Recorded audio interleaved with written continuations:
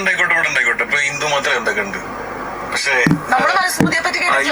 നമ്മള് ഫോളോ ഇത് വിശ്വാസികൾ അറിഞ്ഞിട്ടുള്ള ശരിക്കും അവർ ആ വീഡിയോയിൽ പറയുന്നുണ്ട് വിശ്വാസികൾ ഇത് അറിഞ്ഞിട്ടുണ്ടോ എന്ന്. ആ ഒരു വീഡിയോ സപ്പോർട്ട് ചെയ്യുന്ന ഒരു വ്യക്തി, ആ വ്യക്തി പറയുന്നത് ആ സമ്മേളനത്തിൽ പങ്കെടുത്ത അല്ലെങ്കിൽ 10-20 വർഷത്തോളം ഈ വിഷയത്തെക്കുറിച്ച് ഒരുപാട് വായിച്ച അറിവുള്ളവരാണ് ഇത് സംസാരിച്ചതെന്നാണ്. എന്നിട്ടും അവർക്ക് ആർക്കും തന്നെ ഒരു തെളിവ് നൽകാൻ കഴിഞ്ഞിട്ടില്ല എന്നുള്ളതാണ് മറ്റൊരു കാര്യം. ശരിക്കും ഈ വിശ്വാസികൾ പോലും അല്ലെങ്കിൽ ഖുറാനെ വായിച്ച് ഇത്രയും പഠിച്ചിട്ടുള്ളവർ പോലും ഇങ്ങനെ ഒരു കാര്യം ഉണ്ടെന്ന് അംഗീകരിക്കുന്നില്ല. അവർക്കൊക്കെ ഒരു സംശയമാണ്. മാത്രമല്ല എനിക്ക് തോന്നിയിട്ടുള്ളത് ഇപ്പോൾ ഈ ഒരു സംഗതി പറഞ്ഞതുകൊണ്ട് തന്നെ വീണ്ടും വീണ്ടും ഖുറാൻ വായിക്കപ്പെടുകയും ഇത് പ്രചരിക്കപ്പെടുകയാണെന്നാണ് ഖുറാന്റെ നല്ല വശങ്ങൾ.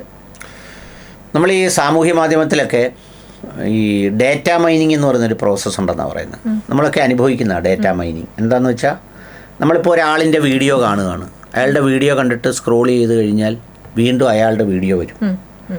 നമ്മൾ തുടർച്ചയായിട്ട് ഒരു ദിവസം മുഴുവൻ ഒരാളുടെ വീഡിയോ കണ്ടാൽ പിറ്റേന്ന് നേരം വെളുക്കുമ്പോൾ മുഴുവൻ ഇങ്ങനെ വരുന്നത് അദ്ദേഹത്തിൻ്റെ വീഡിയോ, ചിലപ്പോൾ ആ ടൈപ്പ് വീഡിയോ ആയിരിക്കും. പാട്ട് കേട്ടാൽ പാട്ടുകൾ വന്നുകൊണ്ടിരിക്കും. അതെന്താണെന്ന് ചോദിച്ചാൽ, ഈ ആർട്ടിഫിഷ്യൽ ഇൻ്റലിജൻസ് ഉള്ള അല്ലെങ്കിൽ ഒരു മെക്കാനിസം ഉള്ള ഒരു സംവിധാനമാണ് ഇത്. എന്നിട്ട് പോലും നമ്മുടെ ഒരു ഇൻട്രസ്റ്റ് അത് ക്യാപ്ചർ ചെയ്തിട്ട് ആ ഇൻട്രസ്റ്റിനനുസരിച്ചുള്ള സംഗതികൾ തരികയാണ് ചെയ്യുന്നത്.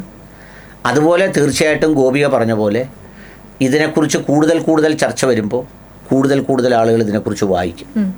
ഇതിനെക്കുറിച്ച് വായിക്കുമ്പോൾ ആ വായിക്കുന്ന ആളുകൾക്ക് അവരുടെ മനസ്സിനെ സ്പർശിക്കത്തക്ക നിലയിലുള്ള എന്തെങ്കിലും സംഗതികൾ ചിലപ്പോൾ ഇതിൽ നിന്ന് കിട്ടിയെന്ന് വരും. അങ്ങനെ കിട്ടുന്നതോടുകൂടി ആ ആശയം അവരുടെ ഉള്ളിലേക്ക് ചെല്ലുകയും അവർ ചിലപ്പോൾ അതിലെ വിശ്വാസിയായി മാറുകയും ഒക്കെ ചെയ്യുന്നൊരു സ്ഥിതിവിശേഷം വരും. ഈ മനുഷ്യൻ മതത്തിന് അനുകൂലമാകുന്നതും എതിരാകുന്നതും ഒക്കെ പല ഘടകങ്ങളെ ആശ്രയിച്ച്. ഇപ്പോൾ ഒരു ഉദാഹരണത്തിന് പറഞ്ഞാൽ, ചിലപ്പം ഒരു മതപ്രഭാഷണം കൊണ്ട് ചില ആളുകൾ കടുത്ത മുസ്ലിം വിരോധികളായി മാറും. മതപ്രഭാഷണം വെക്കും. ഇപ്പോൾ യഥാർത്ഥത്തിൽ മതപ്രഭാഷണം വെക്കുന്നത് മുസ്ലിങ്ങളുടെ ആശയങ്ങൾ എല്ലാവരിലേക്കും എത്തിക്കാനാണ്. പക്ഷേ 2-3 പാവപ്പെട്ടവന്മാരുടെ വീട്ടിലോട്ട് മുട്ടൻ കോളാമ്പി അങ്ങോട്ട് തിരിച്ചു വെച്ച് അവന്മാർ 11 ദിവസം ഇത് കേട്ട് കഴിഞ്ഞിട്ട് ഈ വല പിടിച്ചവന്മാർ നശിക്കണേ എന്നുള്ള സ്റ്റാൻഡിലേക്ക് പോകും. അത് ചിലപ്പം മതത്തിനകത്തുള്ളവരാണെങ്കിൽ മതത്തിന് വെളിയിൽ പോയില്ലെങ്കിലും ആ പ്രസംഗം വെച്ച സംഘടനയ്ക്കെതിരാകും. ഇപ്പം ഹിന്ദുമത വിശ്വാസികളായ പലരും ചില ക്ഷേത്രങ്ങൾക്കെതിരാണ്. തീർച്ചയായിട്ടും അങ്ങനെയുള്ള ഒരുപാട് സംഭവങ്ങൾ ക്ഷേത്രങ്ങളുണ്ട്, എനിക്കറിയാം. എൻ്റെ ചില സുഹൃത്തുക്കളൊക്കെ ഇവന്മാർക്ക് രാവിലെ മുതൽ ഇതേ ഉള്ള പണിയെന്നൊക്കെ ചോദിക്കും. പക്ഷേ അവർ ഹിന്ദു മതത്തെയല്ല എതിർക്കുന്നത്, ഈ ക്ഷേത്ര കമ്മിറ്റിയാണ് എതിർക്കുന്നത്. അങ്ങനെ ചിലരാവുന്നവരുണ്ട്. ചിലർ ഞാൻ ചില സ്ഥലത്ത് പോയിട്ട് പറയും, ഞാൻ ഒരു കല്യാണത്തിന് പോയിട്ട് ഈ അടുത്ത സമയത്ത് ഒരു കല്യാണത്തിന് പോയപ്പോൾ ഈ കല്യാണത്തിന് പോകുന്ന ആ വഴിയിൽ ഒരുപാട് ആളുകൾ, ഒരു 10,000-10,000 കാറ് കാണും. ആ പോകുന്ന വഴിയിലൊരു ചെറിയ ക്രിസ്ത്യൻ പള്ളിയുണ്ട്. ആ പള്ളിയിൽ പ്രാർത്ഥന കഴിഞ്ഞ് കുറേ പാവങ്ങൾ പുറത്തിറങ്ങി നിൽക്കുക. ഈ ചെറിയ സർവീസ് റോഡിലൂടെ അവരുടെ കാർ എടുക്കാനും പറ്റുന്നില്ല, അവർക്ക് പുറത്തോട്ട് പോകാനും പറ്റുന്നില്ല. ആ നിൽപ്പ് കുറഞ്ഞത് ആ കല്യാണത്തിൻ്റെ ഒരു മാനം വെച്ച് ഒരു 2-3 മണിക്കൂറെങ്കിലും കഴിയണമായിരിക്കും ഈ വണ്ടി എടുക്കണമെങ്കിൽ. അപ്പം ഞാൻ നടന്നു പോയ എൻ്റെ സുഹൃത്തിനോട് പറഞ്ഞ്, ഈ ക്രിസ്ത്യൻ സമുദായത്തിൽപ്പെട്ട ഒരു മൊത്തം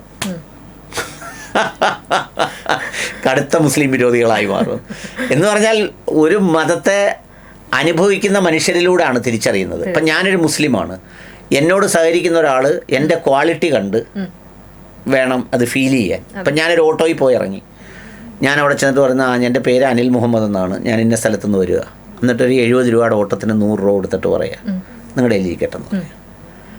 ഒരു മതപ്രഭാഷണവും വേണ്ട, അയാളുടെ മനസ്സിൽ തോന്നും, കണ്ടോ അവൻ്റെ ഒരു വിശ്വാസം, അവനൊരു നല്ല മനുഷ്യൻ എന്ന് മനസ്സിൽ തോന്നും. അങ്ങനെ നമ്മൾ ആ മനുഷ്യരെ അനുഭവിച്ചാണ് അറിയുന്നത്. അങ്ങനെ ഒരു കൂട്ടം ആളുകൾക്ക് വൈരാഗ്യം ഉണ്ടാവും. രണ്ടാമത്തെ സംഭവം ഇപ്പോൾ ഗോപിക പറഞ്ഞതുപോലെ, ഒരു വിവാദം വരുമ്പോൾ നമ്മൾ ആ വിവാദത്തെക്കുറിച്ച് വായിക്കും, പഠിക്കും.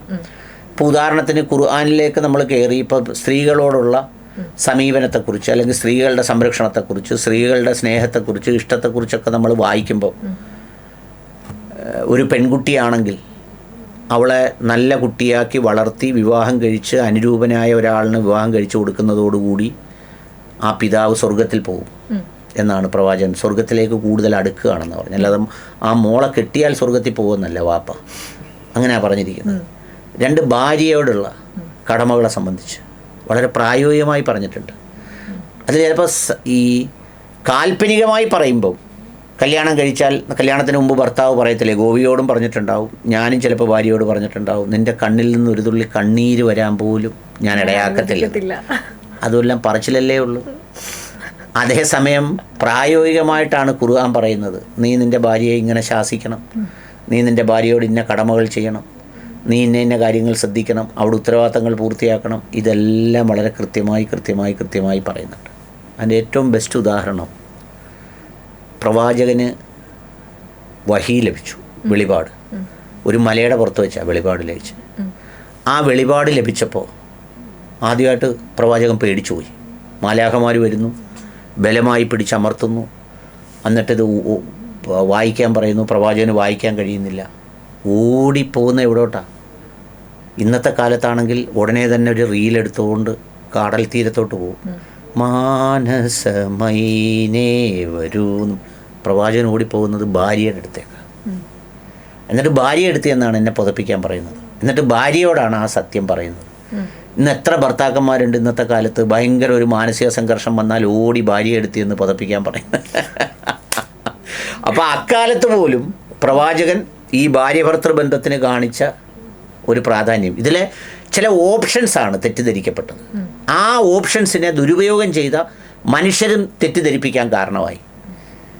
വിവാഹബന്ധം വേർപെടുത്തുന്നതിന് അത് പറഞ്ഞു, ഒരു വിവാഹബന്ധം വേർപെടുത്തുമ്പോൾ കാബ കുലുങ്ങുന്നത് പോലെയാണെന്ന് പറഞ്ഞു. അത്ര ഗൗരവമാണതെന്നാണ് പറഞ്ഞത്. പക്ഷേ ആ വേർപെടുത്താനൊക്കുന്ന പഴുതുപയോഗിച്ച് ഒരുപാട് കോയാമാരും കോയാത്തികളും ഒഴിഞ്ഞൊഴിഞ്ഞൊഴിഞ്ഞ് കളയുന്നു. അതിന് മതം എന്ത് പഴിച്ചു? അതിന് മതമൊന്നും പഴിച്ചില്ല. അപ്പോൾ അത് പ്രായോഗികമായ ചില സംഗതികളാണ് പറഞ്ഞത്. എന്നിട്ടോ അപ്പം ഞാൻ മോളുടെ കാര്യം പറഞ്ഞു, ഭാര്യയുടെ കാര്യം പറഞ്ഞു, അടുത്ത വരുന്നത് ഉമ്മ, സ്ത്രീയുടെ വേറൊരു ഘട്ടമാണ്.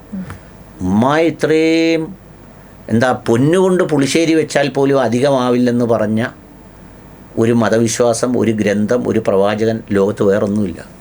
അതുകൊണ്ടാണല്ലോ ഈ ഉമ്മമാർ ഉപേക്ഷിക്കപ്പെടാത്തത്. പല വീടുകളിലും ഉമ്മമാർ രാജ്ഞിയെപ്പോലെ ജീവിക്കുന്നത് അതുകൊണ്ടാണല്ലോ. ഈ ഉമ്മമാരെ ലക്ഷക്കണക്കിന് രൂപ ചികിത്സിക്കാനായി ചെലവഴിച്ച് വലിയ വലിയ ഹോട്ടലുകളിൽ, ആശുപത്രികളിൽ മക്കൾ കൊണ്ട് കിടത്തി ചികിത്സിക്കുന്നത് ഈ ഉമ്മയെ ഇങ്ങനെ പറഞ്ഞുകൊണ്ടാണ്. മറിച്ച് വേറൊരു പഠനമാണ്, വേറൊരു ഇൻഫർമേഷനാണ് പറഞ്ഞിരുന്നതെങ്കിൽ, ഇപ്പോൾ ഉദാഹരണത്തിന് പ്രവാചകൻ മരിച്ചൊരു പ്രായം, ആ പ്രായത്തിൽ എത്തിക്കഴിഞ്ഞാൽ ഉമ്മായും വാപ്പായും കൊണ്ട് കളഞ്ഞായിരുന്നു പറഞ്ഞായിരുന്നെങ്കിലോ എല്ലാവരും കൊണ്ട് കളഞ്ഞേനെ. ജപ്പാനിലൊക്കെ ഉണ്ട്, 65-70 വയസ്സ് കഴിഞ്ഞാൽ അമ്മയെ അച്ഛനെയെല്ലാം ഒരുക്കി ഒരു മലയുടെ മേളിൽ കൊണ്ട് കളയും ഒരു ഗോത്രം. ദൈവത്തിൻ്റെ അടുത്ത് കൊണ്ട് വിടുക എന്നാണ് പറയുന്നത്. പണി അങ്ങ് തീർന്നു.